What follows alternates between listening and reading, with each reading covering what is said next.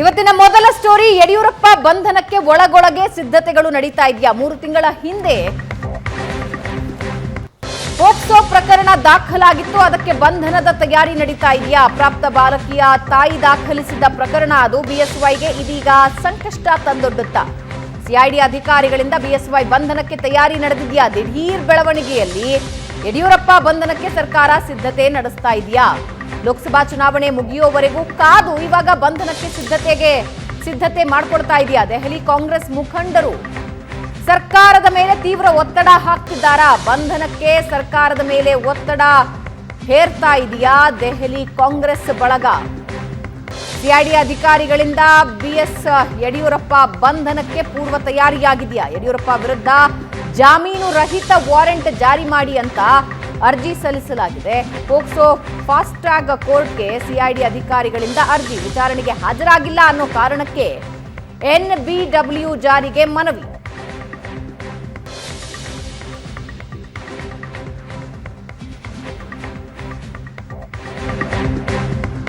ಯಡಿಯೂರಪ್ಪ ವಿರುದ್ಧ ಕೊಟ್ಟಿರುವ ದೂರು ಮೊದಲನೇದಲ್ಲ, ಇನ್ನು 53 ಮಂದಿ ವಿರುದ್ಧ ದೂರು ನೀಡಿದ್ದ ಸಂತ್ರಸ್ತೆ ತಾಯಿ, ಹಿರಿಯ ರಾಜಕಾರಣಿ, ಐಪಿಎಸ್ ಅಧಿಕಾರಿ ಸೇರಿ 53 ಜನರ ವಿರುದ್ಧ ಬೇರೆ ಬೇರೆ ಕಲಂನ ಅಡಿಯಲ್ಲಿ ಈಗಾಗಲೇ ದೂರು ದಾಖಲಾಗಿದೆ. ದೂರು ದಾಖಲಿಸೋದು ಮಹಿಳೆಯ ಹವ್ಯಾಸವಾಗಿತ್ತು ಅಂತ ಆರೋಪ ಮಾಡಲಾಗ್ತಾ ಇದೆ. ಮಹಿಳೆ ಮಾನಸಿಕ ಅಸ್ವಸ್ಥತೆ ಅನ್ನೋ ಮಾತು ಕೂಡ ಕೇಳಿ ಬಂದಿತ್ತು. ಕೆಲ ದಿನಗಳ ಹಿಂದಷ್ಟೇ ಅನಾರೋಗ್ಯದಿಂದ ಮಹಿಳೆ ಮೃತಪಟ್ಟಿದ್ದಾರೆ. ಎಫ್ಐಆರ್ ರದ್ದು ಕೋರಿ ಹೈಕೋರ್ಟ್ಗೆ ಯಡಿಯೂರಪ್ಪ ಅರ್ಜಿ ಸಲ್ಲಿಸಿದ್ದಾರೆ. ಈಗ ಪೊಲೀಸರ ಉದ್ದೇಶ ಅರಿತು ಅರ್ಜಿ ಸಲ್ಲಿಸಿದ್ದಾರೆ ಯಡಿಯೂರಪ್ಪ. ವಕೀಲರ ಮೂಲಕ ಅರ್ಜಿ ಸಲ್ಲಿಸಿದ್ದಾರೆ. ಇವತ್ತು ಅರ್ಜಿ ವಿಚಾರಣೆಗೆ ಬರೋ ಸಾಧ್ಯತೆ ಇದೆ. ಮತ್ತೊಂದು ಕಡೆ ದೂರುದಾರ ಮಹಿಳೆ ಸಹೋದರನಿಂದ ಹೈಕೋರ್ಟ್ಗೆ ರಿಟ್. ಯಡಿಯೂರಪ್ಪ ಅವರನ್ನ ಬಂಧಿಸುವಂತೆ ಆದೇಶ ನೀಡಲು ಮನವಿ. ವಕೀಲ ಬಾಲನ್ ಮೂಲಕ ಹೈಕೋರ್ಟ್ಗೆ ಅರ್ಜಿ ಸಲ್ಲಿಕೆ. ಪೊಲೀಸರ ನಡೆ ಬಗ್ಗೆ ಪ್ರಶ್ನೆ ಹುಟ್ಕೊಳ್ತಾ ಇದೆಯಾ? ನೋಟಿಸ್ ನೀಡಿ ಮರುದಿನವೇ ವಿಚಾರಣೆಗೆ ಕರೆದಿರೋದು ಯಾಕೆ ಅಂತ ಪ್ರಶ್ನಿಸ್ತಾ ಇದ್ದಾರೆ. ತರಾತುರಿಯಲ್ಲಿ ಎನ್ಬಿಡಬ್ಲ್ಯೂ ಜಾರಿ ಮಾಡುವಂತೆ ಕೋರ್ಟ್ ಮೆಟ್ಟಿಲು ಏರಿರೋದು ಯಾಕೆ? ಚುನಾವಣೆ ಮುಗೀತಾ ಇದ್ದಂತೆ ಬಂಧನ ಯತ್ನ ಅಂತ ಆರೋಪಿಸಲಾಗ್ತಾ ಇದೆ. ಇದರ ಹಿಂದೆ ರಾಜಕೀಯ ಅಡಗಿದೆ ಅಂತ ಆಪ್ತರು ಹೇಳ್ತಾ ಇದ್ದಾರೆ. ದೆಹಲಿ ಕಾಂಗ್ರೆಸ್ ನಾಯಕರು ಒತ್ತಡ ಹಾಕ್ತಾ ಇದ್ದಾರೆ. ಹಾಗಾಗಿಯೇ ಈ ಎಲ್ಲ ಬೆಳವಣಿಗೆ ನಡೀತಾ ಇದೆ ಅಂತ ಅವರು ಆರೋಪಿಸ್ತಾ ಇದ್ದಾರೆ.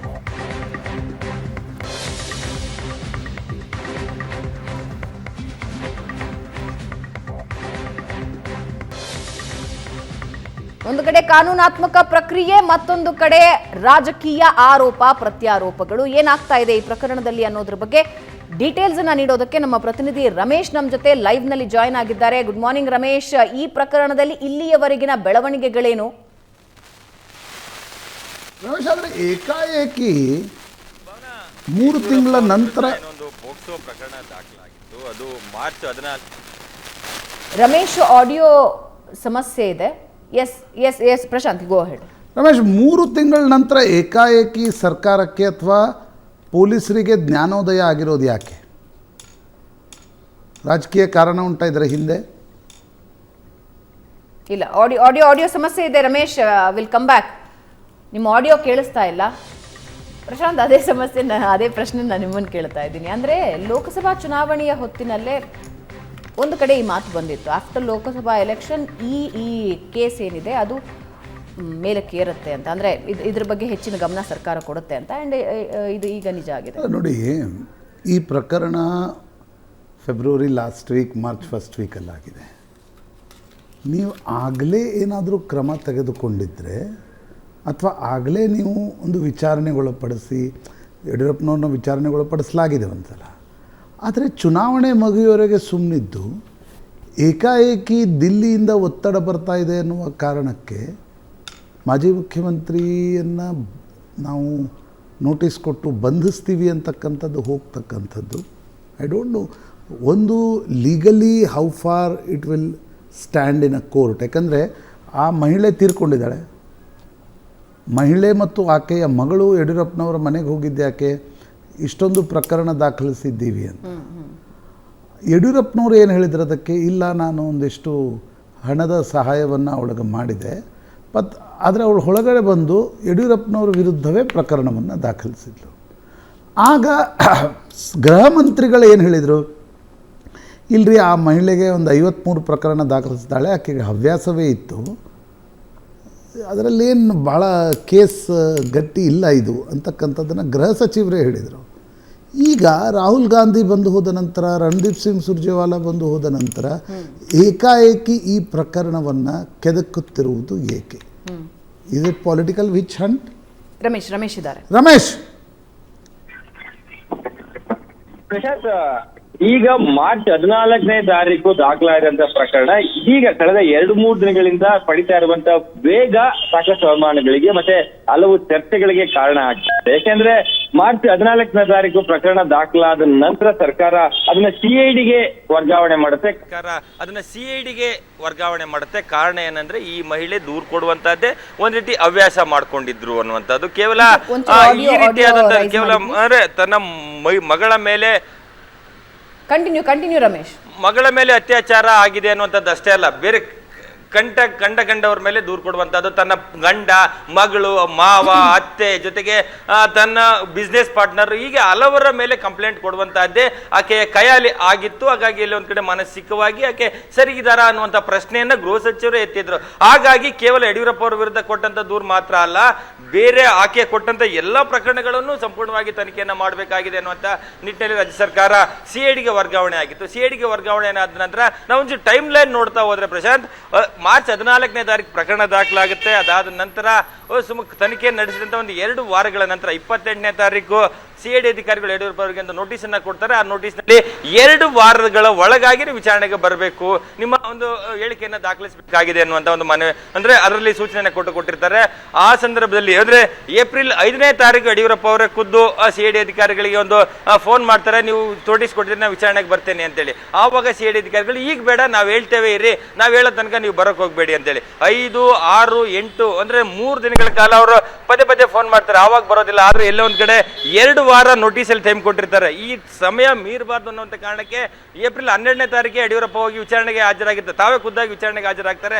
ಅವತ್ತು ಹೇಳಿಕೆಯನ್ನ ದಾಖಲಿಸೋದಿಲ್ಲ, ಕೇವಲ ವಾಯ್ಸ್ ಸ್ಯಾಂಪಲ್ ಅನ್ನ ಪಡ್ಕೊಂಡು ಕಳಿಸ್ತಾರೆ. ಆದ್ರೆ ಇದೀಗ 11ನೇ ತಾರೀಕು 2 ದಿನಗಳ ಹಿಂದೆ ನೋಟಿಸ್ ಅನ್ನ ಕೊಟ್ಟು ಒಂದೇ ದಿನದಲ್ಲಿ ವಿಚಾರಣೆಗೆ ಬರಬೇಕು ಅನ್ನುವಂಥದ್ದನ್ನ ಅವ್ರು ಸೂಚನೆಯನ್ನ ಕೂಡ ಕೊಡ್ತಾರೆ. ಅದಾದ ನಂತರ ನಿನ್ನೆ ಅವರು ದೆಹಲಿಯಲ್ಲಿ ಇದ್ದೇನೆ, ಹಾಗಾಗಿ ನಾವು ಬರ್ಲಿಕ್ಕೆ ಆಗೋದಿಲ್ಲ ಅಂತೇಳಿ ವಕೀಲರ ಮೂಲಕ ಸಮಯಾವಕಾಶವನ್ನ ಕೇಳಿ 17ನೇ ತಾರೀಕು ನಾನು ವಿಚಾರಣೆಗೆ ಬರ್ತೇನೆ ಅಂತೇಳಿ ವಕೀಲರ ಮೂಲಕ ಒಂದು ಲಿಖಿತವಾಗಿ ಅವರು ಮನವಿಯನ್ನ ಸಲ್ಲಿಸಿದ್ದಾರೆ. ಇಷ್ಟಾದ್ರೂ ಕೂಡ ಎಲ್ಲ ಒಂದ್ ಕಡೆ ಸಿಐಡಿ ಅಂದ್ರೆ ಪೋಕ್ಸೋ ಫಾಸ್ಟ್ ಟ್ರ್ಯಾಕ್ ಕೋರ್ಟ್ ಮುಂದೆ ಒಂದು NBW ಹೊರಡಿಸಿ ಅವರ ವಿರುದ್ಧ ಅವ್ರನ್ನ ಅರೆಸ್ಟ್ ಮಾಡುವಂತ ಅಗತ್ಯತೆ ಇದೆ ಅನ್ನುವಂಥ ನಿಟ್ಟಿನಲ್ಲಿ ಒಂದು ಮನವಿಯನ್ನು ಸಲ್ಲಿಸಿರುವಂತದ್ದೇನಿದೆ. ಅದು ಎಲ್ಲ ಒಂದ್ ಕಡೆ ಯಡಿಯೂರಪ್ಪ ಅವರ ಮೇಲೆ ಈ ರೀತಿಯಾಗಿ ಅವ್ರನ್ನ ಆ ಒಂದು ಕ್ರಮವನ್ನು ತೆಗೆದುಕೊಳ್ಳಿಕ್ಕೆ ತರಾತುರಿಯಲ್ಲಿ ಸಿಐಡಿ ಅಧಿಕಾರಿಗಳಿದ್ದಾರಾ ಅನ್ನುವಂತ ಒಂದಷ್ಟು ಅನುಮಾನಗಳು ವ್ಯಕ್ತ ಆಗ್ತಾ ಇರುವಂತದ್ದು.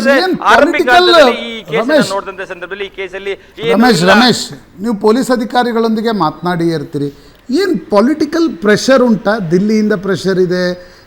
ನನಗೆ ಯಾರೋ ಹೇಳಿದ್ರು, ಇಲ್ಲ ರಾಹುಲ್ ಗಾಂಧಿ ಈ ರೀತಿಯ ಪ್ರಕರಣಗಳನ್ನು ಹೊರಗೆ ತೆಗೀರಿ ಅನ್ನುವಂಥದ್ದನ್ನು ಸರ್ಕಾರಕ್ಕೆ ಹೇಳಿದ್ದಾರೆ, ಆ ಕಾರಣದಿಂದ ಇದನ್ನು ತೆಗೆಯಲಾಗ್ತಾ ಇದೆ. But where are the evidence? ಏನಿದೆ ಈ ಪ್ರಕರಣದಲ್ಲಿ?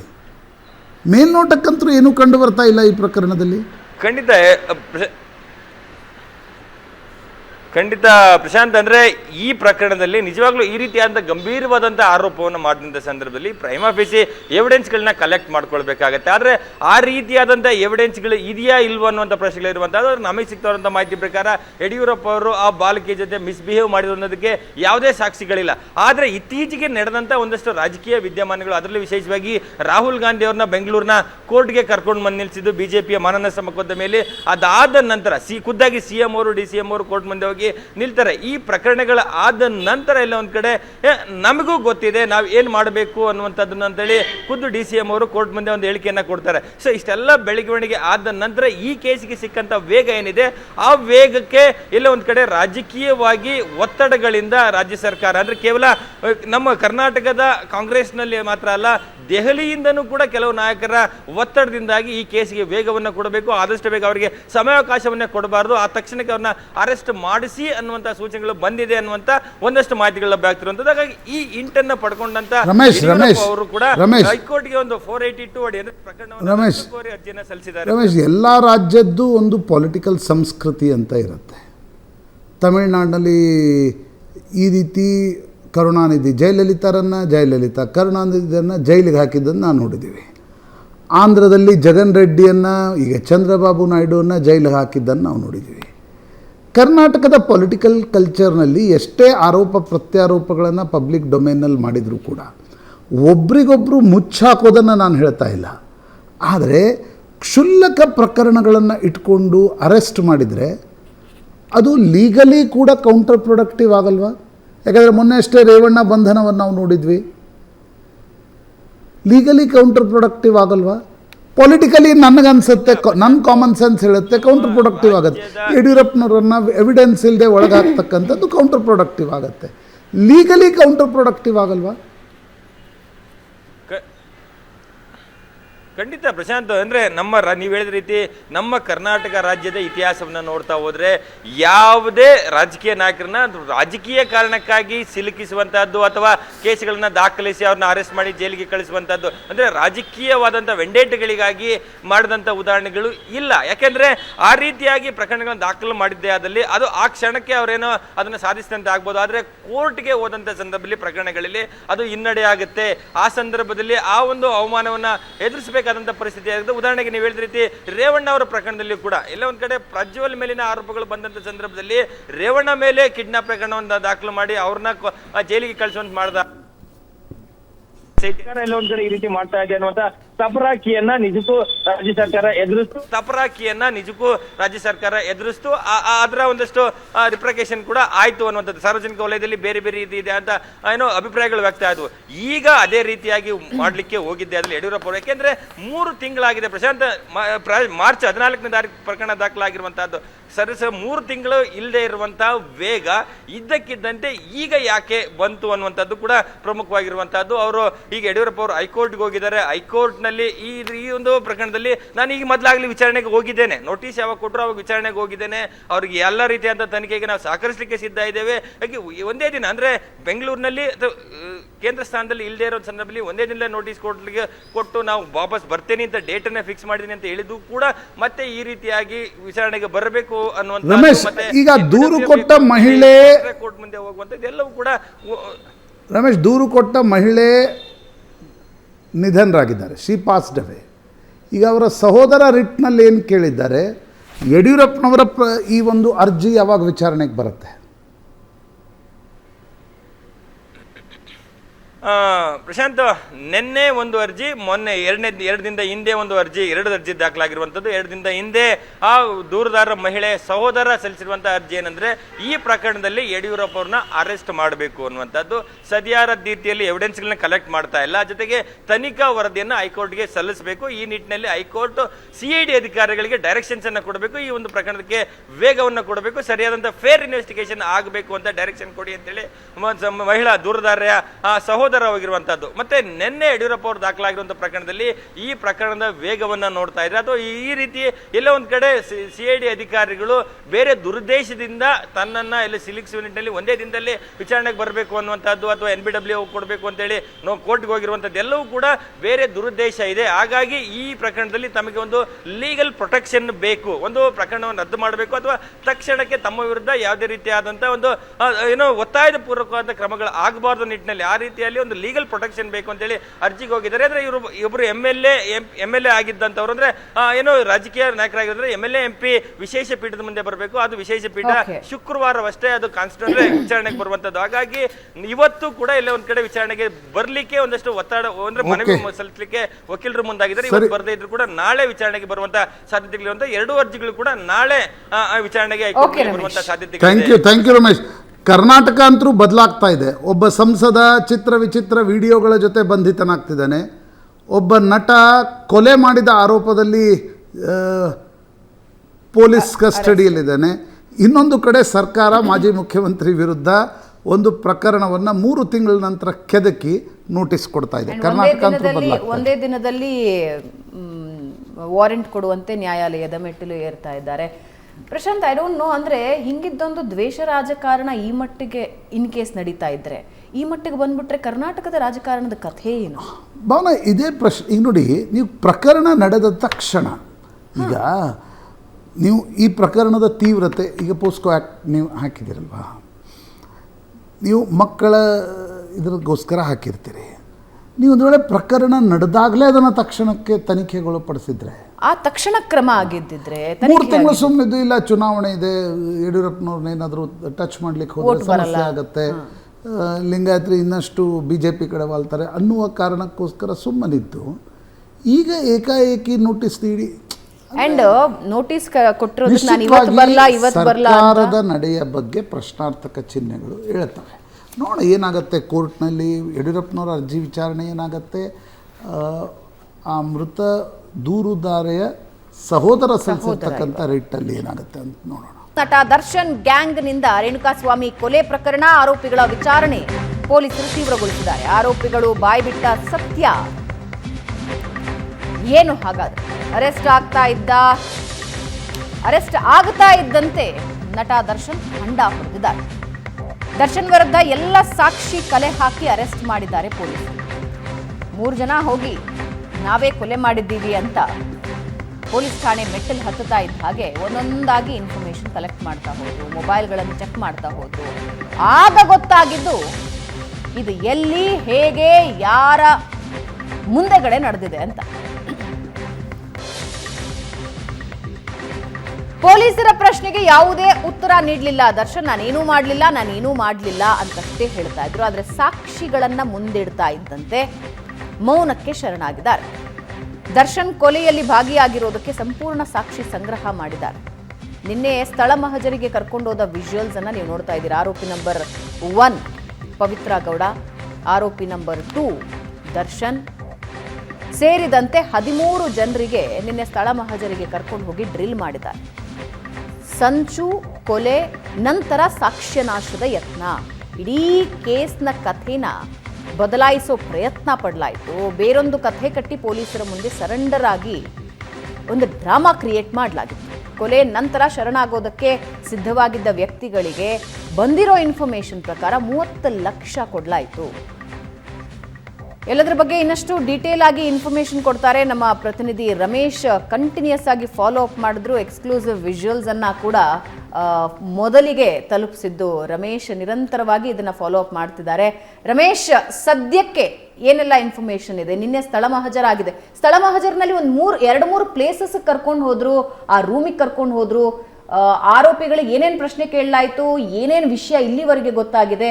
ಸಿಕ್ಕಿರುವ ಡಿಜಿಟಲ್ ಎವಿಡೆನ್ಸ್ ಹಾಗೆ ಫಾರೆನ್ಸಿಕ್ ಎವಿಡೆನ್ಸ್ ಜೊತೆಗೆ ತಾಳೆ ಆಗ್ತಾ ಇದೆಯಾ? ಈ ಆರೋಪಿಗಳು ಹೇಳ್ತಾ ಇರೋದು ಏನೆಲ್ಲ ಇನ್ಫಾರ್ಮೇಶನ್ ಸಿಗ್ತಾ ಇದೆ? ಭವನ, ಪೊಲೀಸರ ಇನ್ವೆಸ್ಟಿಗೇಷನ್ ರೈಟ್ ವೇಲಿ ಹೋಗ್ತಾ ಇದೆ ಅನ್ನುವಂಥದ್ದು ನಮಗೆ ಖಚಿತವಾದಂಥ ಮಾಹಿತಿಗಳು ಲಭ್ಯ ಆಗ್ತಿರುತ್ತೆ. ಯಾಕೆಂದರೆ ಒಂದು ಅನ್ಐಡೆಂಟಿಫೈಡ್ ಬಾಡಿ ಸಿಕ್ಕಂತ ನಂತರ ಏನು ಮೂವರು ಬಂದು ಶರಣಾಗಲಿಕ್ಕೆ ಬರ್ತಾರೆ. ಅವರು ಬೇರೆ ಒಂದು ಕಥೆಯನ್ನು ಕಟ್ಟಿ ಶರಣಾಗಿ ಈ ಕೊಲೆಯನ್ನೇ ಮುಚ್ಚಿ ಹಾಕುವಂಥ ಒಂದು ಪ್ರಯತ್ನಗಳನ್ನು ಮಾಡ್ತಾರೆ. ಯಾವಾಗ ಪೊಲೀಸರು ತಮ್ಮದೇ ಶೈಲಿಯಲ್ಲಿ ತನಿಖೆಯನ್ನು ಮಾಡಲಿಕ್ಕೆ ಮುಂದಾದ ಸಂದರ್ಭದಲ್ಲಿ ಎಲ್ಲವೂ ಬಟಾಬಯಲಾಗುತ್ತೆ. ಅದರಲ್ಲಿ ದರ್ಶನ್ ನೇರವಾಗಿ ಭಾಗಿಯಾಗಿದ್ದಾರೆ ಎನ್ನುವಂಥ ಖಡಾಖಂಡಿತವಾದ ಒಂದು ಸ್ಪಷ್ಟ ದಾಖಲೆಗಳನ್ನು, ಸಾಕ್ಷಿಗಳನ್ನು ಕಲೆ ಹಾಕಿದ ನಂತರವಷ್ಟೇ ದರ್ಶನ್ ಮತ್ತು ಪವಿತ್ರ ಗೌಡವನ್ನು ಅರೆಸ್ಟ್ ಮಾಡುವಂಥದ್ದು. ಅದಕ್ಕೆ ಸಂಬಂಧಪಟ್ಟಂತೆ ಆ ಫೋನ್ ರೆಕಾರ್ಡ್ ಆಗಿರ್ಬೋದು, CCTVಗಳು, ಜೊತೆಗೆ ಇವರ ಹೇಳಿಕೆಗಳು, ಜೊತೆಗೆ ಅವನ ರೇಣುಕಾಸ್ವಾಮಿನ ಚಿತ್ರದುರ್ಗದಿಂದ ಕರ್ಕೊಂಡು ಬಂದ ನಂತರ ಮಿನಿಟ್ ಟು ಮಿನಿಟ್ ಎಲ್ಲಿಡಲಾಗಿತ್ತು, ಯಾರು ಭೇಟಿ ಆದರು, ಯಾರು ಹಲ್ಲೆ ಮಾಡಿದರು, ಏನಾಯಿತು, ಅದಾದ ನಂತರ ಆ ಒಂದು ಮೋರಿಗೆ ತಂದು ಹಾಕುವವರಿಗೂ ಕೂಡ ಸಂಪೂರ್ಣವಾದಂಥ ಮಾಹಿತಿಯನ್ನು ಕಲೆ ಹಾಕಿ ಇನ್ವಾಲ್ವ್ಮೆಂಟ್ ಇರೋರ ಬಗ್ಗೆ ಮಾಹಿತಿಯನ್ನು ಪಡ್ಕೊಂಡು 13 ಜನರನ್ನ ಅರೆಸ್ಟ್ ಮಾಡಿರುವಂಥದ್ದು. ಅರೆಸ್ಟ್ ಅಂದರೆ ಮಾಡಿದ ನಂತರ ಇದರಲ್ಲಿ ಪವಿತ್ರ ಗೌಡ ಮತ್ತು ದರ್ಶನ್ ಅವರೇ ಕೂಡ ಈ ಒಂದು ಪ್ರಕರಣಕ್ಕೆ ಅಂದರೆ ಕೊಲೆಗೆ ಪ್ರಮುಖವಾದಂಥ ಕಾರಣ ಅನ್ನುವಂಥದ್ದು. ಅದರಲ್ಲಿ ದರ್ಶನ್ ಬಂದು ಹಲ್ಲೆ ಮಾಡಿದ ನಂತರ ಅಂದರೆ ಏನೋ ಶನಿವಾರ ಸಂಜೆ 6 ಗಂಟೆ ವೇಳೆಗೆ ಒಂದು ರೌಂಡ್ ಅವರಿಗೆ ಅವರ ಆಪ್ತರು ಹಲ್ಲೆಯನ್ನು ಮಾಡಿರ್ತಾರೆ, ಹಲ್ಲೆ ಮಾಡಿ ಕೂರಿಸಿರ್ತಾರೆ. ದರ್ಶನ್ ಬಂದು ಅವ್ರಿಗೆ ಹಲ್ಲೆ ಮಾಡಿದ ನಂತರವಷ್ಟೇ ಆತ ಸಾವನ್ನಪ್ಪಿದ್ದಾನೆ ಅನ್ನುವಂಥದ್ದು ಕೂಡ ಸ್ಪಷ್ಟವಾದಂಥ ಮಾಹಿತಿಗಳಿರುವಂಥದ್ದು. ಆ ಮಾಹಿತಿಗಳನ್ನ ಇಟ್ಟುಕೊಂಡು ಅರೆಸ್ಟ್ ಮಾಡಿದ್ದಾರೆ. ಅರೆಸ್ಟ್ ಮಾಡಿ ಈಗ ಇರುವಂಥ ಸಾಕ್ಷಿಗಳನ್ನು ಮುಂದಿಟ್ಟುಕೊಂಡು ದರ್ಶನ್ ಮತ್ತು ಪವಿತ್ರ ಗೌಡಿಗೆ ಒಂದು ಡ್ರಿಲ್ ಮಾಡಲುವಂಥ ಕೆಲಸಗಳನ್ನು ಮಾಡ್ತಾ ಇದ್ದಾರೆ. ಆದರೆ ದರ್ಶನ್ ತನಿಖೆ ಮಾಡುವಂಥ ಸಂದರ್ಭದಲ್ಲಿ ದರ್ಶನ್ ತಾನು ಏನೂ ಮಾಡಿಲ್ಲ, ನನಗೆ ಸಂಬಂಧ ಇಲ್ಲ ಅನ್ನುವಂಥ ಒಂದು ಉತ್ತರವನ್ನೇ ಕೊಡ್ತಾ ಇದ್ದಾರೆ ಅನ್ನುವಂಥದ್ದು. ಆದರೆ ಪೊಲೀಸರು ಏನು ಈ ಯಾವುದೇ ಪ್ರಶ್ನೆಗೆ ನೆಗೆಟಿವ್ ಆನ್ಸರ್ನ ದರ್ಶನ್ ಕೊಟ್ಟ ತಕ್ಷಣ ಕೂಡ ಅವರ ವಿರುದ್ಧ ಇರುವಂತಹ ಸಾಕ್ಷಿಗಳನ್ನು ಮುಂದಿಟ್ಟು ಪ್ರಶ್ನೆಯನ್ನು ಮಾಡ್ತಾ ಇದ್ದಾರೆ. ಪ್ರಶ್ನೆ ಮಾಡುವಂಥ ಸಂದರ್ಭದಲ್ಲಿ ದರ್ಶನ್ ಮೌನ ವಹಿಸ್ತಾ ಇದ್ದಾರೆ. ಅಂದರೆ ಒಂದು ಕಡೆ ಅದಕ್ಕೆ ಗೊತ್ತಾಗ್ತಾ ಇದೆ ತಾನು ಈ ಪ್ರಕರಣದಲ್ಲಿ ಏನೇ ಸಂಚನ್ನು ಮಾಡಿ ತಾನು ಇದರಲ್ಲಿ ಸಿಗಬಾರ್ದು ಅನ್ನೋ ನಿಟ್ಟಿನಲ್ಲಿ ಮತ್ತು ಶರಣಾದಂಥವರಿಗೆ ಒಂದು ರೀತಿ 30 ಲಕ್ಷ ರೂಪಾಯಿ ಹಣವನ್ನು ಕೊಡುವ ಮೂಲಕ ಎಲ್ಲಿಯೂ ಕೂಡ ದರ್ಶನ್ ಹೆಸರಾಗಲಿ ಪವಿತ್ರ ಗೌಡ ಅವರ ಹೆಸರು ಬರಬಾರ್ದು, ಕೇವಲ ಒಂದು ಹಣಕಾಸಿನ ವಿಚಾರಕ್ಕಾಗಿ ಕೊಲೆ ನಡೀತು ಅಂತೇಳಿ ನೀವು ಒಪ್ಕೊಳ್ಳಿ, ನಿಮಗೆ ಈಗ 30 ಲಕ್ಷ ಕೊಡ್ತೀವಿ ಮತ್ತು ಜೈಲಿಂದ ಬಿಡುಗಡೆ ಮಾಡಿಸ್ತೀವಿ, ಅದಾದ ನಂತರ ನಿಮಗೆ ಏನು ಬೇಕೋ ಎಲ್ಲವನ್ನೂ ಕೂಡ ನಾವು ವ್ಯವಸ್ಥೆ ಮಾಡ್ತೇವೆ ಅಂತೇಳಿ ಒಂದು ಒಳಸಂಚನ್ನು ರೂಪಿಸಿದ್ರು. ಯಾವ ಸಂದರ್ಭದಲ್ಲಿ ಈ ಕೇಸ್ನಲ್ಲಿ ಸಿಗಬಾರ್ದು ಅಂತೇಳಿ ಮಾಡಿದಂಥ ಪ್ಲ್ಯಾನ್ಗಳೇ ಒಂದೊಂದಾಗಿ ಉಲ್ಟಾ ಹೊಡಿತಾ ಹೋಗುತ್ತೆ. ಸೊ ಆ ನಿಟ್ಟಿನಲ್ಲಿ ದರ್ಶನ್ ಈಗ ಅರೆಸ್ಟ್ ಮಾಡಿರುವಂಥದ್ದು, ಅದರಲ್ಲಿ ಬಾಡಿ ಎಸೆದಂಥ ಜಾಗದಲ್ಲಿ ನಿನ್ನೆ ಮಹಾಜರಾಗಿದೆ ಮತ್ತು ಅಲ್ಲೇ ಮಾಡಿದಂಥ ಪಟ್ಟಣಗೆರೆಯ ಶೆಡ್ನಲ್ಲಿ ಈಗ ಮಹಾಜರಾಗಿರುವಂಥದ್ದು ಮತ್ತು ಇವತ್ತು ಚಿತ್ರದುರ್ಗಕ್ಕೆ ಕರ್ಕೊಂಡೋಗಿ ರೇಣುಕಾ ಸ್ವಾಮಿಯನ್ನು ಕಿಡ್ನಾಪ್ ಮಾಡಿದಂಥ ಸ್ಥಳದಲ್ಲಿ ಮಹಾಜರನ್ನು ಮಾಡುವಂಥ ಕೆಲಸಗಳಾಗ್ತಾ ಇರುವಂಥದ್ದು ಮತ್ತು ಕಿಡ್ನಾಪ್ಗೆ ಸಹಕರಿಸಿದಂಥ ಇನ್ನೂ 4 ಸಿಗಬೇಕಾಗಿರುವಂಥದ್ದು.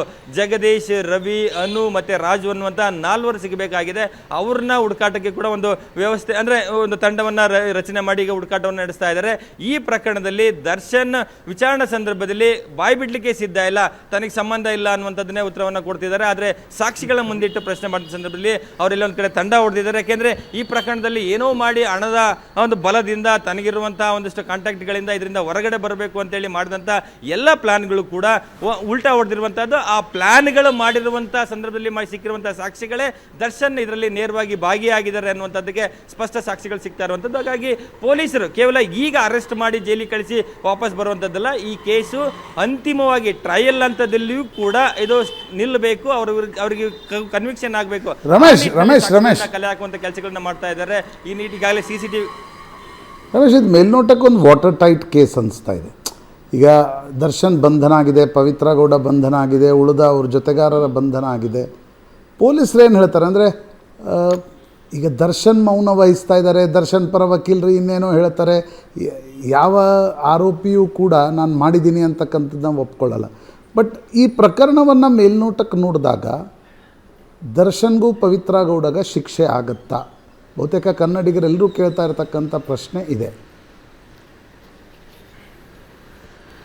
ಅಥವಾ ಇನ್ನೂ ಆ ಹಂತಕ್ಕೆ ನಾವು ಹೋಗ್ಲಿಕ್ಕೆ ಸಾಧ್ಯ? ಈಗಿರೋ ಪ್ರಶ್ನೆ ಅದೇ, ಸಾಮಾನ್ಯವಾಗಿ ಆರಂಭಿಕ ಶೂರತ್ವ ಅಂತಿಮವಾಗಿ ಮುಂದುವರಿಯುತ್ತಾ ಪೊಲೀಸರದು ಅನ್ನುವಂಥ ಪ್ರಶ್ನೆ ಪ್ರತಿಯೊಂದು ಪ್ರಕರಣಗಳು ಬಂದಂಥ ಸಂದರ್ಭದಲ್ಲಿ ಕೇಳುವಂಥ ಪ್ರಶ್ನೆಗಳೇ. ಸೊ ಆ ನಿಟ್ಟಿನಲ್ಲಿ ತನಿಖೆ ಮಾಡ್ತಕ್ಕಂಥ ಅಧಿಕಾರಿಗಳು, ಹಿರಿಯ ಅಧಿಕಾರಿಗಳ ಒಂದಷ್ಟು ಮಾಹಿತಿಗಳನ್ನು ಪಡ್ಕೊಳ್ಳುವಂಥ ಸಂದರ್ಭದಲ್ಲಿ ಅವ್ರು ಹೇಳುವಂಥದ್ದು ನಾವು ಈಗ ಅರೆಸ್ಟ್ ಮಾಡಿದ್ವಿ ಅನ್ನುವಂಥದ್ದಕ್ಕೆ ಬೀಗುವಂಥ ಅಗತ್ಯತೆ ಇಲ್ಲ. ಆದರೆ ಈ ಪ್ರಕರಣದಲ್ಲಿ ದರ್ಶನ್ ಆಗಲಿ, ಪವಿತ್ರ ಗೌಡ ಮತ್ತು ಈ ಥರ 13 ಜನ ಆರೋಪಿಗಳಿಗೇನು ಅರೆಸ್ಟ್ ಆಗಿದ್ದಾರೆ ಅವರೆಲ್ಲರ ಇನ್ವಾಲ್ವ್ಮೆಂಟ್ ಇದೆ ಅನ್ನೋದಕ್ಕೆ ನಮ್ಮ ಹತ್ರ 100% ಸಾಕ್ಷ್ಯಗಳಿದೆ. ಅದರ ಜೊತೆಗೆ ಮೆಡಿಕಲ್ ರಿಪೋರ್ಟ್ ಇವತ್ತು ಬರಬೇಕಾಗಿರುವಂಥದ್ದು, PM ರಿಪೋರ್ಟ್ ಬರುತ್ತೆ, FSL ರಿಪೋರ್ಟ್ ಬರುತ್ತೆ. ಜೊತೆಗೆ ಇತ್ತೀಚೆಗೆ ಬೆಂಗಳೂರು ಪೊಲೀಸರು ಮಾಡ್ತಕ್ಕಂಥ ತನಿಖೆಗಳಲ್ಲಿ FSL ಟೀಮ್ ಅಂದರೆ ಯಾವಾಗಲೂ ಬರ್ತಾ ಇದ್ವು, ಆದರೆ ಈಗ ಘಟನೆ ಬೆಳಕಿಗೆ ಬಂದ ತಕ್ಷಣ FSL ಟೀಮ್ ಅವರು ಹೋಗಿ ಅಲ್ಲಿ ಟೆಕ್ನಿಕಲ್ ಎವಿಡೆನ್ಸ್ಗಳನ್ನ ಕಲೆಕ್ಟ್ ಮಾಡ್ತಾರೆ. ಜೊತೆಗೆ CCTVಗಳು, ಮೊಬೈಲ್ನ ಡಾಟಾಗಳು ಮತ್ತು ಅವರ ಟವರ್ ಡಂಪ್ಗಳನ್ನ ತೆಗೆದುಕೊಳ್ಳುವ ಮೂಲಕ ಯಾರಿಗೆ ಎಷ್ಟೊತ್ತಿಗೆ ಕನೆಕ್ಷನ್ ಆಗಿದ್ರು, ಎಷ್ಟು ನಿಮಿಷ ಮಾತಾಡಿದ್ದಾರೆ, ಯಾವ ಉದ್ದೇಶಕ್ಕೆ ಮಾತಾಡಿದ್ದಾರೆ, ಈ ರೀತಿಯಾದಂಥ ಎವಿಡೆನ್ಸ್ಗಳ ಕೊಲಾಬರೇಟಿವ್ ಎವಿಡೆನ್ಸ್ಗಳನ್ನ ಹಾಕೋದ್ರ ಮೂಲಕ ಈ ಒಂದು ಪ್ರಕರಣದಲ್ಲಿ ದರ್ಶನ್ ಆಗಲಿ ಈ ಥರ ಎಲ್ಲ ಆರೋಪಿಗಳು ಭಾಗಿಯಾಗಿರೋದಕ್ಕೆ ಸ್ಪಷ್ಟ ಎವಿಡೆನ್ಸ್ ಇದೆ. ಇದೊಂದು ಕನ್ವಿಕ್ಷನ್ ಕೇಸ್ ಅನ್ನುವಂಥದ್ದನ್ನ ಪೊಲೀಸರುಗಳು ಹೇಳ್ತಾ ಇರುವಂತಹದ್ದು. ಪ್ರಶಾಂತ್. ಎಸ್ ರಮೇಶ್, ಧನ್ಯವಾದ ನಿಮ್ಮೆಲ್ಲ ಮಾಹಿತಿಗೆ. ಆ್ಯಂಡ್ ಪ್ರಶಾಂತ್, ಆರಂಭದಲ್ಲಿ ಇರುವ ಜೋಶನ್ನು ಮತ್ತೆ ಕಳೆದುಕೊಂಡು ಸಾಕ್ಷಿಗಳಲ್ಲಿ ಏನಾದರೂ ಸ್ವಲ್ಪ ನೆಗ್ಲೆಕ್ಟ್ ಮಾಡಿದ್ರು, ಮತ್ತೊಂದು ಮಾಡಿದ್ರು, ಒಂದು ದೊಡ್ಡ ಪ್ರಶ್ನೆ ಇದೆ. ಅದು ನಮ್ಮ ಕ್ರೈಮ್ ತಂಡವನ್ನು ಅಭಿನಂದಿಸ್ಬೇಕು, ರಮೇಶು, ರವಿ, ಚೇತ್ ಎಲ್ಲರೂ. ಯಾಕಂದರೆ ಈ ರೀತಿಯ ಪ್ರಕರಣಗಳಲ್ಲಿ ಫ್ಯಾನ್ ಬೇಸ್ ಇರ್ತಕ್ಕಂಥ ಪ್ರಕರಣಗಳಲ್ಲಿ ಒಂದು ರೀತಿಯಾಗಿರ್ತಕ್ಕಂಥ ಒತ್ತಡದಲ್ಲಿ ಪತ್ರಕರ್ತರು ಕೆಲಸ ಮಾಡಬೇಕಾಗುತ್ತೆ. ಬಟ್ ಆ ಒತ್ತಡವನ್ನು ಮೀರಿ ಕೆಲಸ ಮಾಡ್ತಾ ಇದೆ ಕ್ರೈಮ್ ತಂಡ. First informations and exclusive visuals ಅನ್ನು ನಮ್ಮ ಇಡೀ ತಂಡ ತುಂಬ ಫಾಸ್ಟ್ ಆಗಿ ನಿಮ್ಮ ಮುಂದೆ ತರ್ತಾ ಇದೆ. ಎವ್ರಿ ಇನ್ಫಾರ್ಮೇಶನ್ ಅನ್ನ ನಿಮ್ಮವರೆಗೆ ತಲುಪಿಸ್ತಾ ಇದೆ. ದರ್ಶನ್ ಗ್ಯಾಂಗ್ ನಿಂದ ರೇಣುಕಾಸ್ವಾಮಿ ಕೊಲೆ ಪ್ರಕರಣ, ಕೊಲೆ ಮಾಡಿದ್ದ ದರ್ಶನ್ ಗ್ಯಾಂಗ್ ನಿಂದ ಸಾಕ್ಷ್ಯನಾಶದ ಯತ್ನ ನಡೆದಿತ್ತು. ರೇಣುಕಾಸ್ವಾಮಿ ಮೊಬೈಲ್ ನಾಶ ಮಾಡಿದೆ ದರ್ಶನ್ ಗ್ಯಾಂಗ್. ಕೊಲೆ ಮಾಡ್ತಾ ಇದ್ದಂತೆ ಶವದ ಜೊತೆ ಮೊಬೈಲ್ ಅನ್ನ ಕೂಡ ಮೋರಿಗೆ ಎಸೆದಿದ್ದಾರೆ ಆರೋಪಿಗಳು. ಮೊಬೈಲ್ ಅನ್ನ ಮೋರಿಗೆ ಎಸೆದಿರೋದಾಗಿ ಡಿ ಗ್ಯಾಂಗ್ ಬಾಯ್ಬಿಟ್ಟಿದೆ. ಮೋರಿಗೆ ಬಿಸಾಡಿರುವ ಮೊಬೈಲ್ ಹುಡುಕಾಟಕ್ಕೆ ಪೊಲೀಸರು ಮುಂದಾಗಿದ್ದಾರೆ. ಆದರೂ ಮೋರಿಗೆ ಎಸೆದ ಮೊಬೈಲ್ ಸಿಗೋ ಸಾಧ್ಯತೆ ಬಹಳ ಕಡಿಮೆ ಇದೆ. ಒಂದು ವೇಳೆ ಮೊಬೈಲ್ ಸಿಗದೇ ಇದ್ರೆ ಏನ್ ಮಾಡಬೇಕು ಅನ್ನೋ ಬಗ್ಗೆನೂ ಪ್ಲಾನ್ ಮಾಡ್ತಿದ್ದಾರೆ. ಸದ್ಯ ರೇಣುಕಾಸ್ವಾಮಿ ಇನ್ಸ್ಟಾ ಐಡಿ ಓಪನ್ ಮಾಡೋದಕ್ಕೆ ನಿರ್ಧರಿಸಿದ್ದಾರೆ. ಇನ್ಸ್ಟಾದಲ್ಲಿ ಮಾಹಿತಿ ಸಂಗ್ರಹಕ್ಕೆ ಪೊಲೀಸರು ಮುಂದಾಗಿದ್ದಾರೆ. ಇನ್ಸ್ಟಾಗ್ರಾಂನ ಸಂಪೂರ್ಣ ಮಾಹಿತಿಯನ್ನ ಪೊಲೀಸರು ಪಡ್ಕೊಳ್ತಾರೆ. ಈಗಾಗಲೇ ಪವಿತ್ರ ಗೌಡ ಇನ್ಸ್ಟಾಗ್ರಾಂ ಪರಿಶೀಲನೆ ನಡೆಸಿದ್ದಾರೆ ಪೊಲೀಸರು.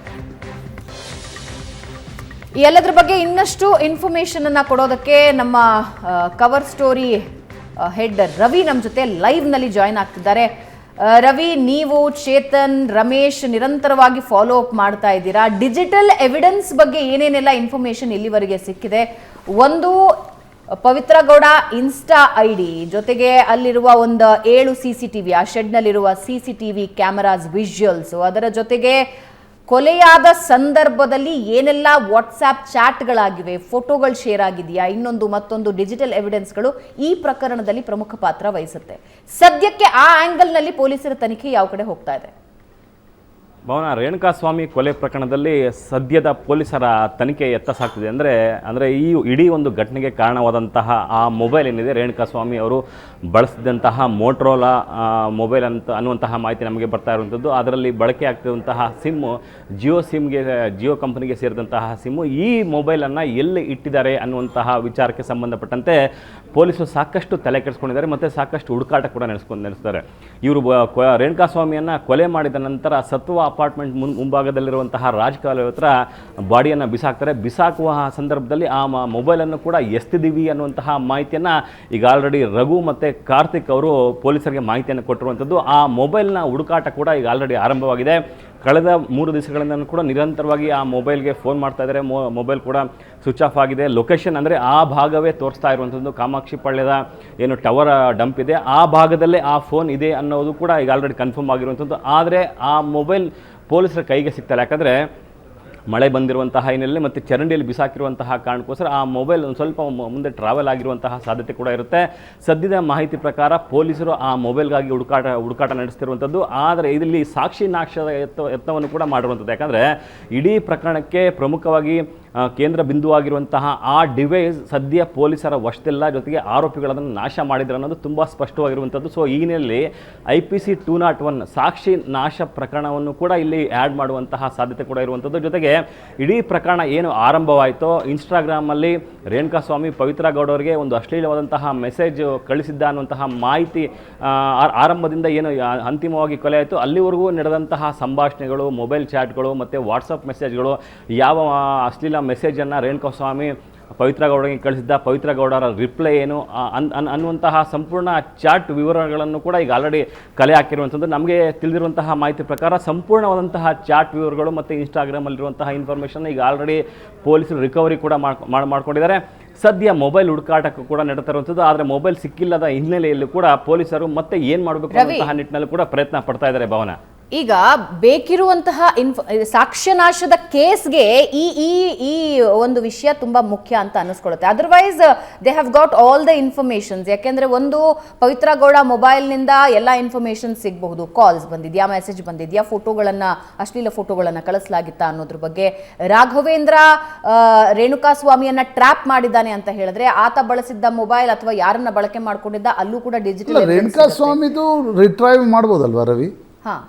ಖಂಡಿತವಾಗಿ. ಬಟ್ ಡಿವೈಸ್ ಇದಕ್ಕೆ ತುಂಬ ಮುಖ್ಯ ಆಗುತ್ತೆ. ಯಾಕಂದರೆ ಆ ಡಿವೈಸಲ್ಲಿ ದತ್ತಾಂಶ ಇರುವಂಥದ್ದು, ಅಂದರೆ ಆ ಮೊಬೈಲ್ನ ಸಂಬಂಧಪಟ್ಟಂಥ ಡೇಟಾ ಆ ಮೊಬೈಲಿಂದ ಮಾತ್ರ ರಿಕವರಿ ಮಾಡ್ಬೋದ ಹೊರತಾಗಿ ಫೋನ್ ಮೆಮೊರಿ, ಸಿಮ್ ಕಾರ್ಡ್ ಮೆಮೊರಿಯಲ್ಲಿ ಏನಾದರೂ ಫೋನ್ ನಂಬರ್ಗಳು ಈ ಥರ ಇದ್ದರೆ ಮಾತ್ರ ನಮಗೆ ಫೋನ್ ನಂಬರ್ಗಳು ಸಿಗ್ತಾ ಹೊರತಾಗಿ ಅದರಲ್ಲಿರುವಂತಹ ಡಾಟಾ ಯಾವುದೇ ಕಾರಣಕ್ಕೂ ಸಿಗಲ್ಲ. ಆ ಮೊಬೈಲ್ ಬೇಕೇ ಬೇಕಾಗುತ್ತೆ. ಇನ್ಸ್ಟಾ ಅಕೌಂಟ್ನ ರಿಟ್ರೀವ್ ಮಾಡ್ಕೊಳಕ್ ಆಗೋದಿಲ್ವಾ? ಇವಾಗ ರೇಣುಕಾಸ್ವಾಮಿ ಸೋ ಅಂಡ್ ಸೋ ಹೆಸರಿನಲ್ಲಿ ಮೆಸೇಜ್ ಮಾಡ್ತಾ ಇದ್ದ ಅನ್ನೋ ಇನ್ಫಾರ್ಮೇಶನ್ ಇದೆ. ಅದ್ರ ಬಗ್ಗೆ ರಿಟ್ರೀವ್ ಮಾಡ್ಕೊಳಕ್ಕಾಗಲ್ವಾ ಇನ್ಸ್ಟಾ ಅಕೌಂಟ್ನ? ಖಂಡಿತವಾಗಿ ಮಾಡ್ಕೋಬೋದು ಭವನ. ಈಗ ಆಲ್ರೆಡಿ ಇನ್ಸ್ಟಾ ಅಕೌಂಟ್ಗೆ ಸಂಬಂಧಪಟ್ಟಂತೆ ಪೊಲೀಸರು ಈಗ ಆಲ್ರೆಡಿ ಸಂಪೂರ್ಣವಾಗಿ ರಘು ಅವರು ಏನು ಒಂದು ಫೇಕ್ ಅಕೌಂಟನ್ನು ಕ್ರಿಯೇಟ್ ಮಾಡಿ ರೇಣುಕಾಸ್ವಾಮಿಯನ್ನು ಟ್ರ್ಯಾಪ್ ಮಾಡೋದಕ್ಕೆ ಬಳಸಿದಂತಹ ಅಕೌಂಟಿಂದ ಹಿಡಿದು ರೇಣುಕಾಸ್ವಾಮಿಯವರು ನಿಜವಾಗೂ ಬಳಸಿದಂತಹ ಅಕೌಂಟು ಮತ್ತು ಯಾವ ಅಕೌಂಟಿಂದ ಪವಿತ್ರ ಗೌಡಗೆ ಮೆಸೇಜ್ ಕಳಿಸಿದ್ವಲ್ಲ ಆ ದತ್ತಾಂಶವನ್ನು ಕೂಡ ಈಗ ಆಲ್ರೆಡಿ ರಿಟ್ರೀವ್ ಮಾಡ್ಕೊಂಡಿರುವಂಥದ್ದು. ಜೊತೆಗೆ ಪವಿತ್ರ ಗೌಡ ಕಳಿಸಿರುವಂತಹ ರಿಪ್ಲೈ ಏನು ಇನ್ಸ್ಟಾಗ್ರಾಮಲ್ಲಿ ಕಳಿಸಿದ್ದಾರೆ ಅದೆಲ್ಲವೂ ಕೂಡ ರಿಟ್ರೀವ್ ಮಾಡ್ಕೊಂಡಿದ್ದಾರೆ. ಎಲ್ಲವನ್ನೂ ಕೂಡ ಇವರು ಸಾಕ್ಷಿಯಾಗಿ, ಅಂದರೆ ಘಟನೆಗೆ ಇಂತಹ ಅಂಶಗಳು ಕಾರಣ ಅನ್ನುವಂತಹ ನಿಟ್ಟಿನಲ್ಲೂ ಕೂಡ ಪೊಲೀಸರು ಸಾಕ್ಷಿಗಳನ್ನು ಕೂಡ ಹುಡ್ಕಾಂತಿರುವಂಥದ್ದು. ಯಾಕಂದರೆ ಈ ಪ್ರಕರಣದಲ್ಲಿ A1 ಮಾಡಿರುವಂಥದ್ದು ಪ್ರಮುಖವಾಗಿ ಪವಿತ್ರ ಗೌಡ. ಯಾಕಂದರೆ A1 ಮಾಡೋದಕ್ಕೂ ಕೂಡ ಒಂದು ಉದ್ದೇಶ ಇರುವಂಥದ್ದು, ಕೊಲೆಗೆ ಮೋಟಿವ್, ಅಂದರೆ ಇಲ್ಲಿಂದ ಆರಂಭವಾಯಿತು, ಈ ವ್ಯಕ್ತಿಯಿಂದ ಈ ಒಂದು ಘಟನೆ ನಡೆದಿದೆ ಅನ್ನುವಂತಹ ಹಿನ್ನೆಲೆಯಲ್ಲಿ A1 ಮಾಡ್ಕೊಂಡಿರುವಂಥದ್ದು. ಯಾಕಂದರೆ ಅವ್ರಿಗೊಂದು ಅವಕಾಶ ಕೂಡ ಇತ್ತು, ಆತನಿಗೆ ಬುದ್ಧಿವಾದ ಹೇಳ್ಬೋದಾಯಿತು, ಒಂದು ಪೊಲೀಸ್ ಠಾಣೆಯಲ್ಲಿ ಕಂಪ್ಲೇಂಟ್ ಕೊಟ್ಟು ಕರೆಸಿ ಒಂದು ಅಪಾಲಜಿ ಲೆಟರ್ ಬರೆಸಿ ಆತನಿಗೆ ವಾರ್ನಿಂಗ್ ಮಾಡುವಂತಹ ಕೆಲಸವನ್ನು ಕೂಡ ಪೊಲೀಸರು ಮಾಡ್ತಾ ಇದ್ದಾರೆ. ಇಂಥ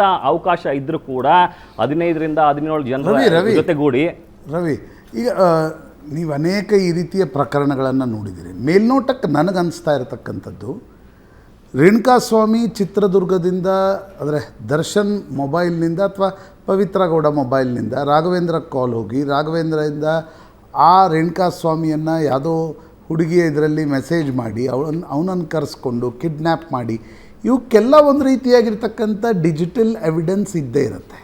ಖಂಡಿತ ದರ್ಶನ್ ಅಲ್ಲಿ ಹೋಗಿ ಶೆಡ್ಗೆ ಹೋದಾಗ mobile location, tower location, Pavithra Gowda ಇವೆಲ್ಲವೂ ಇದೆ. ಕಾರಿನ ಹೋಗ್ತಾ ಬರ್ತಾ ಇದ್ರೆ ಅದರಲ್ಲಿ ದರ್ಶನ್ ಕಾಣಲ್ಲ ಅಂತ ಅನ್ನೋದು ಒಂದು ಸಂದೇಹವನ್ನು ಅವರ ವಕೀಲರು ವ್ಯಕ್ತಪಡಿಸ್ಬೋದು. ಆದರೆ ಮೇಲ್ನೋಟಕ್ಕೆ ಬಹುತೇಕವಾಗಿ 85% ಸಾಕ್ಷ್ಯಗಳು ಕಣ್ಣಿಗೆ ಕಾಣ್ತಾ ಇವೆ. 100% ಸರ್. ಯಾಕಂದರೆ ಇಡೀ ಪ್ರಕರಣದಲ್ಲಿ ದರ್ಶನ್ ಮತ್ತು ಅವರ ಗ್ಯಾಂಗ್ ಯಾವ ರೀತಿ ಪಾತ್ರ ವಹಿಸಿದೆ ಕೊಲೆ ಪ್ರಕರಣದಲ್ಲಿ ಅನ್ನೋದಕ್ಕೆ ಸಾಕಷ್ಟು ಡಿಜಿಟಲ್ ಎವಿಡೆನ್ಸ್ ಮತ್ತು ಪ್ರತ್ಯಕ್ಷ ಸಾಕ್ಷಿಗಳು ಕೂಡ ಸಿಕ್ಕಿರುವಂಥದ್ದು. ಯಾಕಂದರೆ ಮೊದಲನೇದಾಗಿ ರೇಣುಕಾಸ್ವಾಮಿಯನ್ನು ಯಾವ ನಂಬರಿಂದ ಸಂಪರ್ಕ ಮಾಡಲಾಯಿತು ಅನ್ನೋದು ಇಲ್ಲಿ ಆರಂಭವಾಗುತ್ತೆ. ಆ ನಂಬರ್ಗೆ ಮೋಟಿವ್ ಆದಂತಹ ವ್ಯಕ್ತಿ ಹಿಂದೆ ಇದ್ದಂತಹ ದರ್ಶನ್ ಇಲ್ಲಿ ಲಿಂಕ್ ಆಗ್ತಾ ಹೋಗುತ್ತೆ. ಅಂದರೆ ದರ್ಶನ್ ಮಾತಿನ ಮೇರೆಗೆ ರಘು ಅವರು ರೇಣುಕಾಸ್ವಾಮಿಯನ್ನು ಬೆಂಗಳೂರಿನಿಂದ ಅವರ ಸ್ನೇಹಿತರ ಜೊತೆ ರವಿ ಮತ್ತು ಅನು ಅವರ ಜೊತೆ ಕಿಡ್ನ್ಯಾಪ್ ಮಾಡ್ಕೊಂಡು ಬೆಂಗಳೂರಿಗೆ ಕರ್ಕೊಂಡ್ಬರ್ತಾರೆ. ಇಲ್ಲಿ ಬೆಂಗಳೂರಿಗೆ ಕರ್ಕೊಂಬರುವಂತಹ ಸಂದರ್ಭದಲ್ಲಿ ದರ್ಶನ್ ಮತ್ತೊಂದು ಡೈರೆಕ್ಷನ್ ಆಗುತ್ತೆ, ಇಂಥ ಕಡೆ ಪಟ್ಟಣಗೆರೆಯ ಈ ಶೆಡ್ ಹತ್ರ ಕರ್ಕೊಂಬನ್ನಿ ಅಂತಾರೆ. ಅಂದರೆ ಜಾಗವನ್ನು ಕೂಡ ಇಲ್ಲಿ ದರ್ಶನ್ ಫಿಕ್ಸ್ ಮಾಡ್ತಾರೆ, ಇಂಥ ಜಾಗಕ್ಕೆ ಕರ್ಕೊಂಬನ್ನಿ ಅಂತೇಳಿ. ಸೊ ಅವರು ನೇರವಾಗಿ ಪಟ್ಟಣಗೆರೆಯಲ್ಲಿರುವಂತಹ ಕಾರ್ ಶೋರೂಮ್ನ ಶೆಡ್ಗೆ ಕರ್ಕೊಂಡ್ಬರ್ತಾರೆ. ಅಲ್ಲಿ ಆತನನ್ನು ಕೂಡಾಕಿ ಅಂತಾರೆ, ನಾನು ಬರ್ತೀನಿ ಅಂತಾರೆ. ಅಂದರೆ ಅಲ್ಲಿ ಕಿಡ್ನ್ಯಾಪ್ ಇಲ್ಲಿ ಕನ್ಫರ್ಮ್ ಆಗುತ್ತೆ. ಅದಾದ ಬಳಿಕ ದರ್ಶನ್ ಬರ್ತಾರೆ. ದರ್ಶನ್ ಬರೋ ಅಷ್ಟೊತ್ತಿಗೆ ಆಲ್ರೆಡಿ ಹೊಡೆದಿರ್ತಾರೆ. ಜೊತೆಗೆ ದರ್ಶನ್ ಮತ್ತು ಪವಿತ್ರ ಗೌಡ ಕೂಡ ಅವ್ರ ಮೇಲೆ ಸಾಕಷ್ಟು ಹಲ್ಲೆಯನ್ನು ಮಾಡ್ತಾರೆ. ಅಲ್ಲಿಂದ ದರ್ಶನ್ ತೆರಳುತ್ತಾರೆ. ಆ ನಂತರ ರೇಣುಕಾಸ್ವಾಮಿಯ ಜೀವ ಹೋಗುತ್ತೆ ಅನ್ನೋದು ಈಗ ಸದ್ಯದ ಮಾಹಿತಿ ಪ್ರಕಾರ. ಇಲ್ಲಿ ಆ ಶೆಡ್ಗೆ ಬರುವಂತಹ ಸನ್ನಿವೇಶಗಳು ಕೂಡ CCTVಯಲ್ಲಿ ರೆಕಾರ್ಡ್ ಆಗಿರುವಂಥದ್ದು. ಆ ಕಾರ್ ಅಂದರೆ ಶವವನ್ನು ಸಾಗಿಸಿದಂತಹ ಸ್ಕಾರ್ಪಿಯೋ ವ್ಯಾನ್ ಇದೆಯಲ್ಲ, ಇದು ಕೂಡ ದರ್ಶನ್ ಅವರ ಫ್ಯಾನ್ಗೆ ಸಂಬಂಧಪಟ್ಟಂತಹ ಕಾರ್ ಆಗಿರುವಂಥದ್ದು. ಆ ಜಾಗದಲ್ಲಿ ಅಂದರೆ ರೇಣುಕಾಸ್ವಾಮಿ ಕೊಲೆಯಾದಂತಹ ಜಾಗದಲ್ಲಿ ದರ್ಶನ್ ಮತ್ತು ಪವಿತ್ರ ಗೌಡ ಇರುವಂಥದ್ದು ಈಗ ಆಲ್ರೆಡಿ ಟೆಕ್ನಿಕಲ್ ಎವಿಡೆನ್ಸ್ ಇಂದ ಕನ್ಫರ್ಮ್ ಆಗಿರುವಂಥದ್ದು. ಆರೋಪಿಗಳು ಏನೇ ಉತ್ತರ ಕೊಟ್ಟರು ನಾನು ಮಾಡಿಲ್ಲ ಅಂದರೂ ಕೂಡ ಅಲ್ಲಿ ಡಿಜಿಟಲ್ ಎವಿಡೆನ್ಸ್ ಮತ್ತು ಮೊಬೈಲ್ ಡಾಟಾ ಎಲ್ಲವೂ ಕೂಡ ಕೊಲೆಯಾದಂತಹ ಜಾಗದಲ್ಲಿ ಲೊಕೇಟ್ ಆಗ್ತಿದ್ದಂಥ ಆನ್ ಆಗ್ತಿದ್ದು ಅನ್ನೋದು ತುಂಬ ಸ್ಪಷ್ಟವಾಗುತ್ತೆ. ಸೊ ಹೀಗಾಗಿ ಇಷ್ಟು ಸಾಕ್ಷಿಗಳು ಸಾಕಾಗ್ತವೆ. ಜೊತೆಗೆ FSL ರವಿ ಒಂದು ಪ್ರಶ್ನೆ ಯಾರೋ ನನಗೆ ಮೆಸೇಜ್ ಮಾಡಿದ್ರಿಂದ ನಿಮ್ಗೆ ಕೇಳ್ತಾ ಇದ್ದೀನಿ.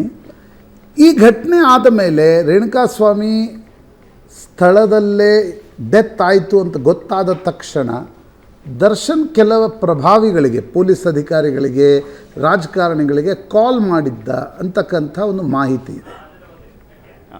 How true it is? ಒಂದು ವೇಳೆ ಮಾಡಿ, ನನಗನ್ಸೋದು ನೀವು ಮಾಡಿ ಅವ್ರ ಪ್ರಭಾವ ಬೀರಲಿಲ್ಲ ಅಂದರೂ ಅವ್ರಿಗೆ ಗೊತ್ತಾದ ಮೇಲೂ ಸುಮ್ಮನಿದ್ರು, ದಟ್ ಈಸ್ ಆಲ್ಸೋ ಅಫೆನ್ಸ್ ಅಲ್ವಾ ಅದು? ಖಂಡಿತ. ಕೊಲೆ ಪ್ರಕರಣ ಮುಚ್ಚಿ ಹಾಕುವಂತಹ ಪ್ರಯತ್ನ ಮಾಡಿದ್ರು ಕೂಡ ಇಲ್ಲಿ ಅವರು ಕೂಡ ಕೊಲೆ ಪ್ರಕರಣದಲ್ಲಿ ಭಾಗಿ ಆಗ್ತಾರೆ ಅನ್ನೋದು ತುಂಬ ಸ್ಪಷ್ಟ. ಯಾಕಂದರೆ ಈ ತರಹದ ಪ್ರಕರಣಗಳಲ್ಲಿ ಸಾಕಷ್ಟು ಜನರನ್ನು ಕೂಡ ನೋಡಿದ್ವಿ, ಸಾಕಷ್ಟು ಜನರ ಬಂಧನ ಕೂಡ ಆಗಿದೆ.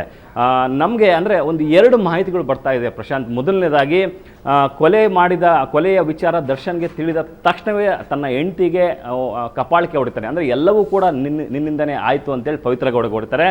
ತಕ್ಷಣವೇ ಅಲ್ಲಿಂದ ಈ ಬಾಡಿಯನ್ನು ಯಾವ ರೀತಿ ಡಿಸ್ಪೋಸಲ್ ಮಾಡಬೇಕು ಅನ್ನುವಂತಹ ನಿಟ್ಟಿನಲ್ಲೂ ಕೂಡ ದರ್ಶನ್ಗೆ ಒಂದು ರೀತಿಯ ಚಡಪಡ ಆಗುತ್ತೆ. ಆ ಸಂದರ್ಭದಲ್ಲಿ ಬೆಂಗಳೂರಿನ ಒಂದು ಪೊಲೀಸ್ ಠಾಣೆಯ ಇನ್ಸ್ಪೆಕ್ಟರ್ಗೂ ಕೂಡ ಫೋನ್ ಮಾಡ್ತಾರೆ. ಈ ರೀತಿ ಆಗ್ಬಿಟ್ಟಿದೆ, ನನ್ನ ಫ್ರೆಂಡ್ ಈ ರೀತಿ ಮಾಡಿದ್ದಾರೆ ಅನ್ನುವಂತಹ ಮಾಹಿತಿಯನ್ನು ಕೊಡ್ತಾರೆ. ಸೊ ಆ ಸಂದರ್ಭದಲ್ಲಿ ಆ ಇನ್ಸ್ಪೆಕ್ಟರ್ ಬಾಡಿಯನ್ನು ಸ್ವಲ್ಪ ದೂರ ಎಸಿರಿ ಅನ್ನುವಂತಹ ಮಾಹಿತಿ ಕೊಡ್ತಾರೆ. ದೂರ ಅಂದರೆ ಬಹುಶಃ ಇನ್ಸ್ಪೆಕ್ಟರ್ ಕೊಟ್ಟಂತಹ ಮಾಹಿತಿ ಮೇರೆಗೆ ಏನಿರ್ಬೋದು ಅಂದರೆ ತುಂಬಾ ಕಾಡಿನ ಪ್ರದೇಶ ಅಥವಾ ಚಾರ್ಮುಡಿ ಪೊಲೀಸ್ ಇನ್ಸ್ಪೆಕ್ಟರ್ ಇದು ಐಡಿಯಾ ಕೊಟ್ಟಿದ್ದು ಅಲ್ಲಲ್ಲ, ಇಂತಹ ಒಂದು ಮಾಹಿತಿ ಬರ್ತಾ ಇರುವಂತದ್ದು ಇದು ತನಿಖೆಯಿಂದ ಕನ್ಫರ್ಮ್ ಆಗಬೇಕಾಯ್ತು ನಮಗೆ. ಅಂದ್ರೆ ವರದಿ ಮಾಡುವಂತಹ ಸಂದರ್ಭದಲ್ಲಿ ಬರ್ತಿರುವಂತಹ ಮಾಹಿತಿನ ನಾನು ನಿಮ್ಮ ಜೊತೆ ಶೇರ್ ಮಾಡ್ಕೊತಾ ಇದ್ದೀನಿ. ದೂರ ಬಿಸಾಕಿ ಅಂತ ಹೇಳ್ತಾರೆ. ಸೊ ಇವರು ದೂರ ಅಂದರೆ ಬಹುಶಃ 2ರಿಂದ 3 ಕಿಲೋಮೀಟರ್ ಇರಬೇಕು ಅನ್ನುವಂತಹ ಮಾಹಿತಿ ಮೇಲೆ ತಗೊಂಡೋಗಿ ರಾಜಕಾಲುವೆಗೆ ಬಿಸಾಕ್ತಾರೆ. ಅಂದ್ರೆ ಇದು ಸತ್ಯ ಆಗಿದ್ದಂತಲ್ಲಿ ತನಿಖೆಯ ಸಂದರ್ಭದಲ್ಲಿ ಒಬ್ಬ ಇನ್ಸ್ಪೆಕ್ಟರ್ಗೆ ಫೋನ್ ಮಾಡಿರುವಂತದ್ದು ಸತ್ಯ ಆಗಿದ್ದರೆ ಅಂದ್ರೆ ಇಲ್ಲಿ ಆ ಇನ್ಸ್ಪೆಕ್ಟರ್ ಯಾರಿದಾನೋ ಆತ ಕೂಡ ಆರೋಪಿ ಆಗ್ತಾನೆ. ಸಾಕ್ಷಿ ನಾಶದ ಅಡಿ ಕೂಡ ಆತನ ಬಂಧನ ಕೂಡ ಆಗಬೇಕಾಗುತ್ತೆ. ಆತ ಅಮಾನತು. ಒಬ್ಬ ರಾಜಕಾರಣಿಗೂ ಕಾಲ್ ಮಾಡಿದ್ದ ನಿಜನಾ ಅಥವಾ ಅದು ಸುಮ್ಮನೆ ಪಬ್ಲಿಕ್ ಡೊಮೈನಲ್ಲಿ ಓಡಾಡ್ತಾ ಇದ್ದಾನೆ? ಇಲ್ಲ, ನಮಗೆ ಒಂದು ಮಾಹಿತಿ ಪ್ರಕಾರ ಇಬ್ಬರು ರಾಜಕಾರಣಿಗಳು ಕೂಡ ದರ್ಶನ್ ಕರೆ ಮಾಡಿದ್ರು ಅನ್ನುವಂತಹ ಮಾಹಿತಿ ಬರ್ತಾ ಇರುವಂಥದ್ದು. ಒಬ್ಬ ರಾಜಕಾರಣಿ ಕರ್ನಾಟಕದ ಪ್ರಭಾವಿ ಸಚಿವ ಕೂಡ ಆಗಿರುವಂಥದ್ದು. ಅವರ ಜೊತೆ ದರ್ಶನ್ಗೆ ಸಾಕಷ್ಟು ನಿಕಟ ಸಂಪರ್ಕ ಕೂಡ ಹೊಂದಿರುವಂಥದ್ದು. ಈ ನೆಲೆ ಏನು ಮಾಡಬೇಕು ಅನ್ನುವಂತಹ ನಿಟ್ಟಿನಲ್ಲೂ ಕೂಡ ಅವ್ರಿಗೆ ಫೋನ್ ಮಾಡ್ತಾರೆ. ಅವರು ಅಲ್ಲಿ ಮರ್ಡರ್ ಅನ್ನುವಂತಹ ಪದ ಬಂದ ತಕ್ಷಣವೇ ಅವರು ಕೂಡ ಸಾಕಷ್ಟು ಬೀಳ್ತಾರೆ. ಏನು ಮಾಡಬೇಕು ಗೊತ್ತಾಗಲ್ಲ, ನಾನು ಇದ್ರ ಬಗ್ಗೆ ಮಾತಾಡ್ತೀನಿ ಅನ್ನುವಂತಹ ಮಾಹಿತಿಯನ್ನು ಕೊಡ್ತಾರೆ. ಬಟ್ ಇವ್ಯಾವೂ ಕೂಡ ತನಿಖೆಯಲ್ಲಿ ರಿವೀಲ್ ಆಗಿಲ್ಲ, ಅಂದರೆ ಹೊರಗಡೆ ಬಂದಿಲ್ಲ. ಇವೆಲ್ಲವೂ ಕೂಡ ಒಂದಷ್ಟು ಔಟ್ಸೋರ್ಸ್ ಮಾಹಿತಿಗಳು ಆಗ್ತವೆ. ಯಾಕಂದರೆ ಒಂದು 15 ಜನ ಪೊಲೀಸ್ ಅಧಿಕಾರಿಗಳು ತನಿಖೆ ಮಾಡುವಂತಹ ಸಂದರ್ಭದಲ್ಲಿ ಒಂದಷ್ಟು ಕಾನ್ಸ್ಟೇಬಲ್ ಕೂಡ ಇರ್ತಾರೆ. ಅವ್ರಿಗೂ ಕೂಡ ಈ ಸಣ್ಣ ಪುಟ್ಟ ಮಾಹಿತಿಯನ್ನು ಬರ್ತಾರೆ. ಸರ್ಕಾರದ ಒಬ್ಬ ಸಚಿವರನ್ನ ಈ ಪ್ರಕರಣದಲ್ಲಿ ಶಿಕ್ಷೆ ಆಗಬಾರ್ದು. ರವಿ, ಇಡೀ ಕರ್ನಾಟಕಕ್ಕೆ ಅರ್ಥ ಆಗಿದೆ ಏನಾಗಿದೆ, ದರ್ಶನ್ ಎಂಥ ಪ್ರಕರಣದಲ್ಲಿ ಸಿಕ್ಕಾಕೊಂಡಿದ್ದಾರೆ. ಆದರೆ ಅವರ ಕೆಲವು ಫ್ಯಾನ್ಸ್ಗಳಿಗೆ ಅರ್ಥ ಆಗ್ತಾ ಇಲ್ಲ, ಅದೇ ವಿಪರ್ಯಾಸ. ಲೋಕಸಭಾ ಎಲೆಕ್ಷನ್ ಬಳಿಕ ಗ್ಯಾರಂಟಿಗೆ ಸರ್ಜರಿ ಆತಂಕ ಎದುರಾಗ್ತಾ ಇದೆ. ಕಾಂಗ್ರೆಸ್ ಪಾಳ್ಯದಲ್ಲಿ ಗ್ಯಾರಂಟಿ ಪರಾಮರ್ಶೆ ಮಾತು ಜೋರಾಗಿ ನಡೀತಾ ಇದೆ. ಯಾವುದೇ ಕಾರಣಕ್ಕೂ ಗ್ಯಾರಂಟಿ ನಿಲ್ಲಿಸಲ್ಲ ಅಂತ ಸಿಎಂ ಹೇಳಿದ್ದಾರೆ.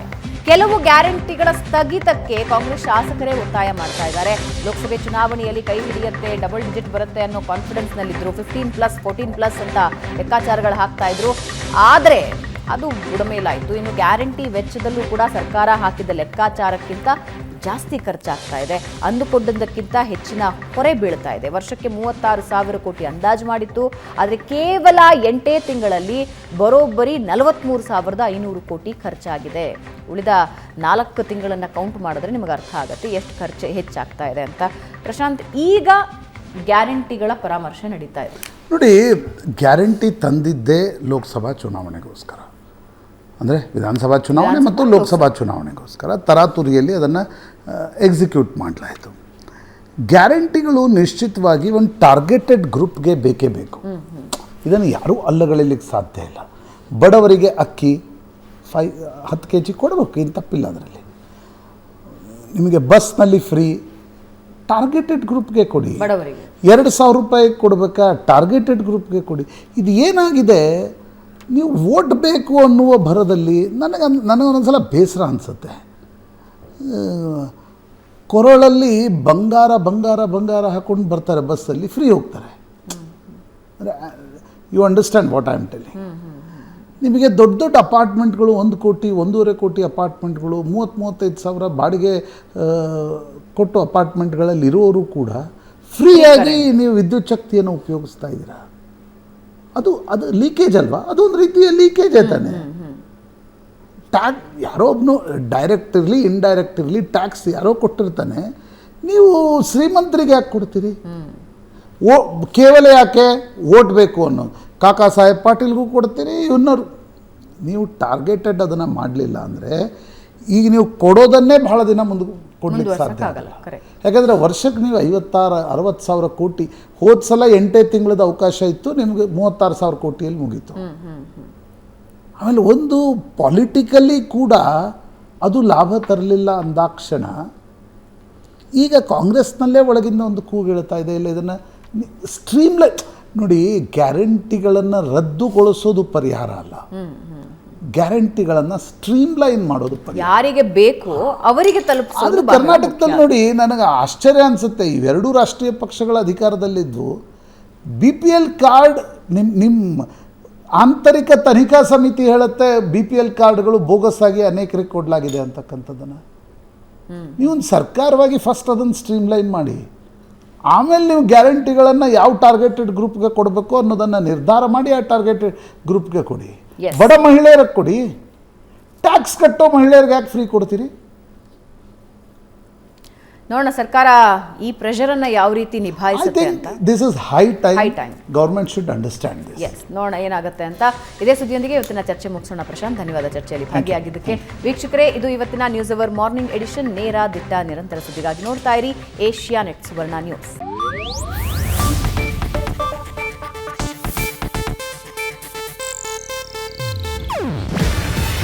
ಇದು ಏಷ್ಯಾನೆಟ್ ನ್ಯೂಸ್ ನೆಟ್ವರ್ಕ್ ಪ್ರಸ್ತುತಿ. ನೀವು ನೋಡ್ತಿದ್ದೀರಾ ಏಷ್ಯಾನೆಟ್ ಸುವರ್ಣ ನ್ಯೂಸ್.